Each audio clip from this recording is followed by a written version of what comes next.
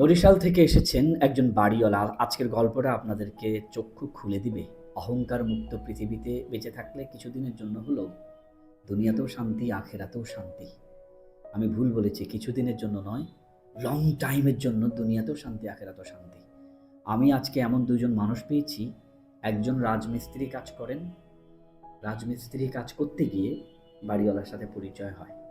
দুজনের প্রান্ত দুই। আপনার কোথায় বললেন? রাজশাহীতে।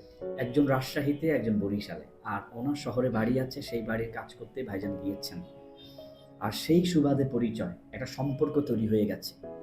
ভিডিও দেখেছে আমাদের, দেখে ঠিকানাটা পেয়েছে, শেয়ার করলেন। নিজের বাবা মা কারোর সাথে না করে একজন বাড়িওয়ালার সাথে শেয়ার করলেন যে একটা ঠিকানা পেয়েছি, যেতে চাই। আমরা আশ্চর্যই হলাম, তো বাবা মা এসে বাড়িওয়ালা কেন আসলেন? চলুন ওনাদের কাছ থেকে বাস্তব ইতিহাস শুনে নেওয়া যাক। আর কেউ কি ছিল না এখানে? আমি যেখানে থাকি এখানে সেরকম কিছু ছিল না। আমার বাবা আছে, বাবা সেরকম সম্পর্ক নাই, কথা বলে না, মা মারা গেছে। আমি এখানে দীর্ঘদিন থেকে কাজকাম করি। আঙ্কেলের বাসায় যখন কাজে যাই, জি, তখন আঙ্কেলের সাথে ভালো একটা সম্পর্ক হয়ে যায়। হওয়ার পরে আঙ্কেলকে একদিন বললাম যে আঙ্কেল, আমিও তো যেতে চাই বিদেশে, আমার পাসপোর্ট করা আছে। এইভাবে আলোচনা করতে হইতে আর কি আঙ্কেলের সাথে ভালো একটা সম্পর্ক হয়ে গেছে। পরে আঙ্কেলকে একদিন বলছি চলেন যাই অফিসে। এই নিয়ে কথাতে অফিসে আসা আমাদের। আঙ্কেলকে একটু অহংকার করে বা ওনার কাজের ব্যস্ততা দেখাতে পারে নাই যে আমার তো অনেক কাজ, বা আমি কেন যাব, বা এরকম কিছু? না, আমি তো অনেক বাড়িতে কাজ করেছি, ওনার ভিতর সেই অহংকারটা নাই। মাশাআল্লাহ। ওনার ভিতর সেই অহংকারটা ছিল না, পাইনি গো। উনি খুবই ভালো মানুষ আমার চোখে। মাশাআল্লাহ। আচ্ছা, মধ্যখানে একটা পার্সোনাল কথা বলেছিলেন যে আমার বাবার সাথে কথা হয় না, বাবা আমার সাথে কথা বলে না। মানে আমরা কি শুনতে পারি? হ্যাঁ অবশ্যই, কেন না। আমার মা মারা যাওয়ার পরে, ক্যান্সারে মা মারা গেছে, যাওয়ার পরে আল্লাহ জান্নাত নসিব করেন। জি। তারপরে বাবা আরেকটা বিবাহ করে আর কি সেখানে থাকে, কথাবার্তা বলে না। সন্তান হিসেবে কোনো খবর নেয় না, না, কথাও বলে না। কথাই বলে না। ফোন দিলে হয়তো বা নানান ধরনের ব্যস্ততা দেখায় ফোনটা কেটে দেয়। খরচ টরচও দেয় না? না, খরচ ওনাকে আমি দিতে চাই, কিন্তু মাঝে মধ্যে দিই আবার। মানে আপনি দিতে চান, হ্যাঁ। উনি আপনাকে দেয় না? না, উনি তো আপনাদের দেয় না। এরকম কয়জন ভাই বোন এখানে? আমরা 3টা ভাই শুধু। আপনি সবার বড় না? না, আমি মেজো। বড়জন? বড়জন দেশেই থাকে, আমরা 2টা ভাই, আমার ছোট আর আমি ঢাকাতেই থাকি। এখন এখন বাবা হারা যে হলেন, মা তো নাই, তো এর ভিতরে আবার তো সংসারটা আর গোছানো নাই, অগোছালো হয়ে গেছে। অপছালো। এখন আমরা বিয়ে করে আর কি নিজে নিজে গোছায় নিয়েছি, এটাই সংসার করছে। হ্যাঁ, সংসার করতেছি। তো বাবা কি আপনাদের মতামত নিয়ে বিয়ে করেছিল, না ওনার মতো করে উনি করেছে? আত্মীয় স্বজনের আলোচনায় আর কি আমরা বলছি যে আপনার যেহেতু চলতে ফিরতে লাগবে, বিয়ে করতে হবে। ঠিক আছে, আপনারা করাইলেন আলহামদুলিল্লাহ। কিন্তু মা মনে হয় একটু আপনাদের ভালোবাসতো না। সৎ মা।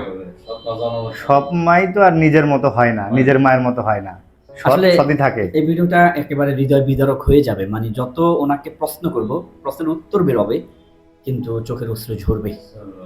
আসলে এই গল্পগুলো কিভাবে বলবেন? হাজার হাজার কোটি কোটি ঘটনা আছে। বাবাকে সন্তানরাই ভালোবেসে বিয়ে করাইছেন, ভবিষ্যৎ যেন তিনি নিজের মতো করে চলতে পারেন, সুখে থাকতে পারেন, শান্তিতে বসবাস করতে পারেন। কিন্তু হয়তো বা মায়ের কথা তো বলা যায় না, সৎ হোক আর আপন হোক, হয়তো বা তিনি ভালোবাসেন নাই বা হয়ে গেছে এমন। আল্লাহ ভাইজানকে ভালো রাখেন। আমাদের হাবিব ট্রাভেলসের ভিডিও দেখেছেন, 100% গ্যারান্টি যুক্ত দিয়ে বলছি, একটা আশায় এসেছেন এখানে, ধোঁকাবাজি নাই। আগে ভিসার টাকা দিতে হবে না। চলুন আমরা তাহলে সেই ব্যক্তির সাথে একটু কথা বলি, যিনি ডাক দিয়েছেন পরে সন্তানের বাবা হয়ে চলে আসছেন। আসসালামু আলাইকুম। ওয়ালাইকুম সালাম ওয়া রাহমাতুল্লাহি ওয়া বারাকাতুহু। মানে একজন বাড়িওয়ালা হয়ে দৌড়ে চলে আসলেন, খাই কাম নাই আর আপনার? না, কাম ব্যস্ততা জিনিস আন্তরিক ভালোবাসা থাকে জিনিসের। যেমন একটা মানুষের মহব্বত থাকে, ভালোবাসা থাকে, টাকা পয়সা আসে না, অন্তর থেকে ভালোবাসা আসে। টাকা মানুষের সুখ দেয় না, সুখ উপর থেকে আসে। জি। তো যতটুকু জানতে পেরেছি আপনি এর পূর্বে সৌদিতে ছিলেন, এখন আপনিও চাচ্ছেন সৌদিতে যাবেন। হ্যাঁ, যাই। তো শুনেছি সৌদিতে খানা নাই, থাকা নাই, কিছু নাই। কি মনে করে আপনি সৌদিতে রাজি হলেন? খানা নাই, থাকা নাই, এটার কথা ভুল। এই কথাটা আমাদেরকে সবাই বলে, আমরা জানি না। কেন বলি? যারা কমেন্ট করেন বা থাকেন তারা বলেন যে সৌদিতে খানা নাই। আমি তো এখন পর্যন্ত কাউকে সরাসরি জিজ্ঞাসা করে পাই নাই কেউ বলেছে যে নবীর বাড়িতে খানা নাই। আপনি কাজ জানলে, কিছু জানলে আপনার পৃথিবীর কোথাও তো অভাব নেই। কাজ জানতে হইব, কাজ জানলে আপনি টেকনিক যে কোনো কাজ জানেন, আপনার টাকা আছে। কাজ না জানলে টাকা দেবো করতে না। আমরা কাজ করার কোম্পানিতে টাকা আমরা দিব, পরিশ্রম দিব করবেন, পরিশ্রম শ্রমিক অর্থ আমরা দিব। আমরা কাজ জানেন না, আমার টাকা দিব? আমরা যে শুয়ে থাকি দিবেন না, ঘরের ভিতরে, দিবেন না। আমি দিব? হ্যাঁ, এবার একটু মজার কথা শুনি, সেটা হচ্ছে ভাইজান যখন কাকাকে বলেছেন আমি যাব, উনি বললেন আমিও 1.5 বছর আগে ফেরত এসেছি সৌদি থেকে, চলো আমিও তোমার সাথে সৌদিতে যাব। আপনার কেন আশা জাগলো যে হাবিব ট্রাভেলস থেকে যাওয়া যায়? যাওয়া বাচ্চা বললো যে আমরা একটা ভিডিও পাইছি, জি, তা চলেন যাই। আমি কি দেখো কাম শেষ হোক, কামটা শেষ হওয়ার পর আমরা দোনো একত্রে যাবো। তাই সে বললো যে আঙ্কেল আমি আজকে একটু ফিরে আছি, চলেন যাই। যাই আমরা। চলো, আমি না কই নেই, চলো। আলহামদুলিল্লাহ এখন কথা ও থাকে বলেছেন। এক জায়গায়, আমি তাই এক জায়গায়, প্রায় আধা কিলোমিটার, এক কিলোমিটার না, একটু কম আছে। তুমি ঠিক আছে, অমুক জায়গায় আসো, আমি আইতে আসি। আলহামদুলিল্লাহ কথা বলেছেন, এখন বাবাজিও যাবেন। উনি একজন ওয়েল্ডার এবং খুব ভালো মানের দক্ষ একজন কারিগর। হাবিব ট্রাভেলস থেকে যাওয়ার প্রস্তুতি নিচ্ছেন, আর আমাদের ভাইজানও যাচ্ছেন। দোয়া করবেন আল্লাহ পাক যেন দোয়া সবাইকে করবেন। ভালো রাখেন, আর রিজিক যার যেখানে আছে সেখান থেকে সেখানে যাবে। যাবে। যেখানে যাও আল্লাহ নেবেন সেখানে নিয়ে যাবে, এই জায়গা থেকে কেউ ফিরাতে পারবে না। ভিডিওটি ছড়িয়ে দিবেন। এই সময় আপনাদের মধ্যে আরও যারা আছেন, রাজমিস্ত্রি, রং মিস্ত্রি, গান মিস্ত্রি, প্লাম্বার, আবাসিক hotel, restaurant, super shop, coffee shop, cafeteria, বাকালা, ওয়্যার হাউস, এই সব কিছুতে আমাদের এখান থেকে যেতে পারবেন।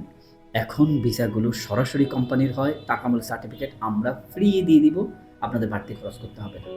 আসসালামু আলাইকুম রহমতুল্লাহ।